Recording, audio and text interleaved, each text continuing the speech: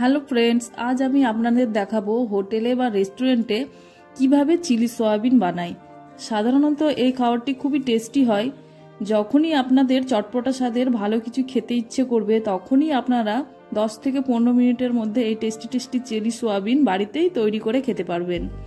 এই chilli soybean কিভাবে বানাই তা জানতে পুরো ভিডিওটি দেখুন এবং চ্যানেলে নতুন হলে চ্যানেলটিকে সাবস্ক্রাইব করতে ভুলবেন না। তাহলে দেখে নেওয়া যাক আজকের রেসিপি। চিলি সয়াবিন বানানোর জন্য 100 গ্রাম সয়াবিন নিয়ে একে সিদ্ধ করতে দিতে হবে।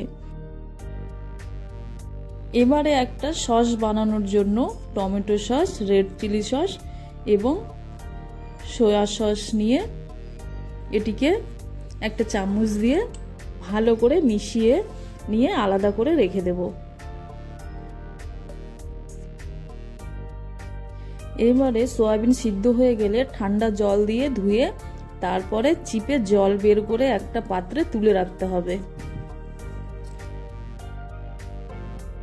তারপরে আদা বাটা, রসুন বাটা, স্বাদ অনুযায়ী লবণ, লঙ্কার গুঁড়ো, জিরে গুঁড়ো, ধনে গুঁড়ো, হলুদ গুঁড়ো ও 2 চামচ কর্নফ্লাওয়ার দিয়ে হাত দিয়ে মেখে সয়াবিনটাকে ভালো করে ম্যারিনেট করে নেব।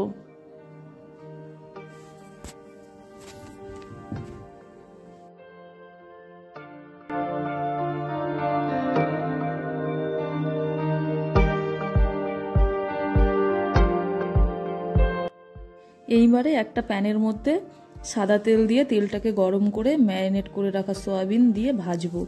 আঁচটা মিডিয়াম করে ভাজতে হবে। সয়াবিনটা 2 থেকে 3 মিনিট ভালো করে ভেজে নিয়ে তুলে নিতে হবে।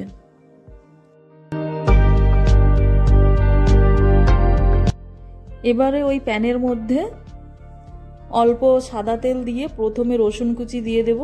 1 মিনিটের মতো ভেজে নেব। তারপরে যে সসটি বানিয়ে রেখেছিলাম সেটি দিয়ে দেবো এবং 1 মিনিট ভেজে নেব। তারপরে কিউব করে রাখা কেটে রাখা পেঁয়াজ, ক্যাপসিকাম ও টমেটো দিয়ে 2 থেকে 3 মিনিট সসের সঙ্গে ভেজে নেব।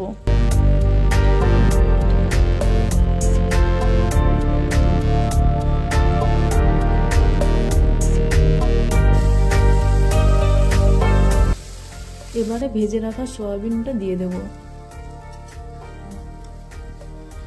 ভালো করে মিশিয়ে নেব সসের সঙ্গে।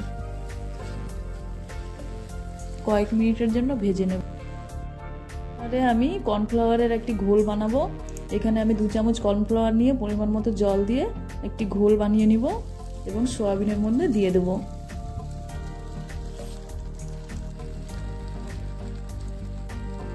এবারে আমি স্প্রিং অনিয়ন দিয়ে এটিকে ভালোভাবে ড্রাই করে ভেজে নেব।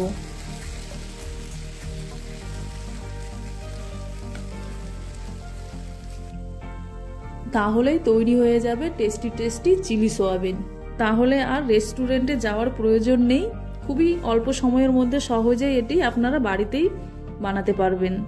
আর আজকের রেসিপিটি যদি ভালো লেগে থাকে তাহলে অবশ্যই লাইক করবে, কমেন্ট করে জানাবে এবং চ্যানেলটিকে সাবস্ক্রাইব করে পাশে থাকবে। আবার দেখা হবে অন্য কোনো রেসিপির সাথে।